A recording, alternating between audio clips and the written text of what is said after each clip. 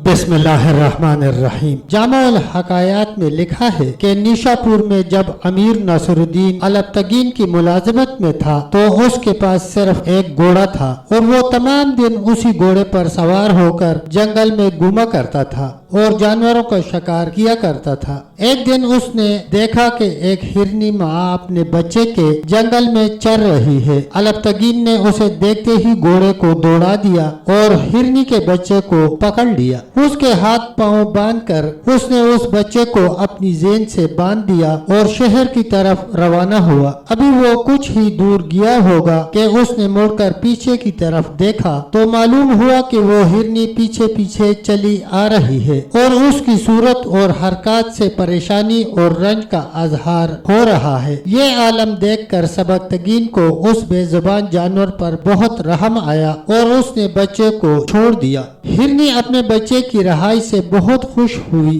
और बच्चे को हमरा लेकर जंगल की तरफ रवाना हो गई। वो थोड़ी थोड़ी दूर चलकर सबकतगीन की तरफ मुड़ मुड़ कर देख लेती थी जैसे अपनी खुशी का अजहार कर रही हो। जिस दिन का ये वाक़या है उसी रात को सबकतगीन ने ख्वाब में हजरत सल्लल्लाहु अलैहि वसल्लम को देखा। उन्होंने फरमाया, ए नसरुद्दीन, तूने एक बेजुबान जानवर पर जो रहम किया है वो खुदावंद ताला की दरगाह में बहुत मकबूल हुआ है, लिहाजा उसके सिले में तुझे चाहिए कि यही तरीका इख्तियार करे और कभी रहम को अपने हाथ से न जाने दे, क्योंकि यह तरीका दीन व दुनिया का सरमाया है। मासर मुल्क में लिखा है कि सुल्तान महमूद ने अपनी जवानी के इब्तदाई जमाने में और बाप की जिंदगी में गजनी में एक सरसब्ज व शादाब बाग लगवाया था और उस बाग में एक बड़ी उम्दा और आलिशान इमारत तामीर करवाई थी। जब ये बाग और इमारत पूरी तरह तैयार हो गई तो एक जश्न अजीम मुनक्किद किया और अपने बाप और दूसरे अरकान सल्तनत को